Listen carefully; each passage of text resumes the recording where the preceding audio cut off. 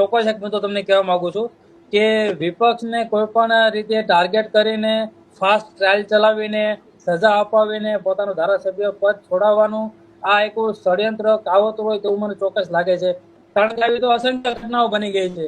હરણીકાંડ હોય, મોરબીનો ઝૂલતા બ્રિજ હોય, સુરતમાં એસએમસી કોણ ડિમોલેશન કર્યું ખબર નથી, તક્ષશિલા કાંડ હોય, આવા તો અઢળક કેસ છે જે વર્ષોથી પેન્ડિંગ છે. તો આ કેસ કેમ સોલ્વ નથી થતા?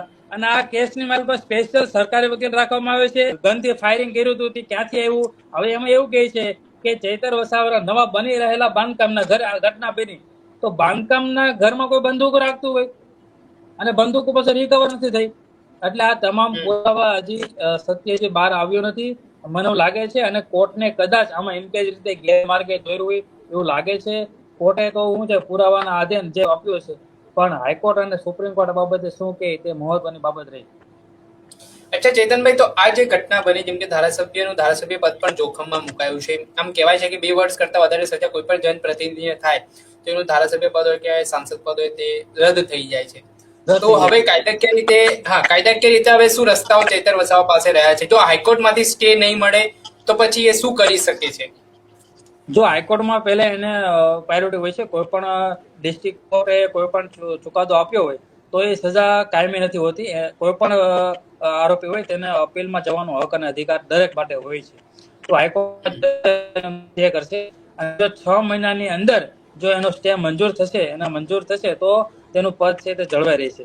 અને એને એવું લાગે કે નહીં ખરેખર મને ત્યાંથી પણ ન્યાય નથી મળ્યો તો તે સુપ્રીમ કોર્ટ પણ જઈ શકે છે અને ત્યાંથી પણ તે સ્ટે મેળવી શકે છે. પણ આ સમય મર્યાદા 6 મહિનાની હોય છે. એ સમય એ બનાવ બન્યો 31/10 એટલે આપણે સરદાર પટેલ સાહેબની જન્મ જયંતિની આપણે ઉજવણી કરતા હોય છે, તો એમને તો નજરકેદ રાખવામાં આવ્યા હતા.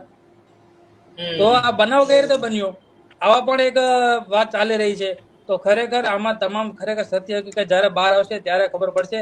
અને જો હાઈકોર્ટને જો આ મુદ્દા ઉપર જયારે ધ્યાન દોરવામાં આવશે ને ખરેખર એવું લાગશે કે નહીં આમાં ફરિયાદી પણ કર્મચારી છે, સહાયક પણ કર્મચારી છે, મતલબ મોસ્ટ ઓફલી મોટા ભાગે સરકારી કર્મચારી દ્વારા તે આખી ફરિયાદ જે ઉભી કરવામાં આવી છે. તો હાઈકોર્ટે જો આ ધ્યાન આવશે તો આમાં સજામાં પણ ફેરફાર થઈ શકે છે. આગળ હવે હાઈકોર્ટ જે નિર્ણય લે. આ કેસમાં જોઈએ તો જે 18 દિવસનું બાળક છે, એક મહિલાનું, જેઓ પણ આ કેસના દોષિત છે, તો આ જે બાબત નિર્માણ પામી છે, તો આમાં પરિસ્થિતિ કઈ રીતની હોય? જે બાળકને જેમ કે માતાને સજા થઈ છે તો પછી એને કોઈ રાહત મળે કે કેમ આ દિવસોમાં? કેમ કે સુવાવડના દિવસો કહેવાય. જી ચોક્કસ, એ ગુના ઉપર આધારિત હોય છે. પણ હાઈકોર્ટમાં સ્ટે મેળવવા માટે આ એક આધારભૂત પુરાવો હોઈ શકે કે કોઈ પણ બાળક હોય તો તેનું જન્મજાત તેનું ધ્યાન રાખવું માતાનો હક હોય છે. એનું સ્તનપાન કરાવવું, એનું આરોગ્યનું આ બધી ફેસિલિટી જેલમાં નથી મળી શકતી. તો હોસ્પિટલમાં આ બાબતે ધ્યાન રાખવું પડે છે. પણ ખાસ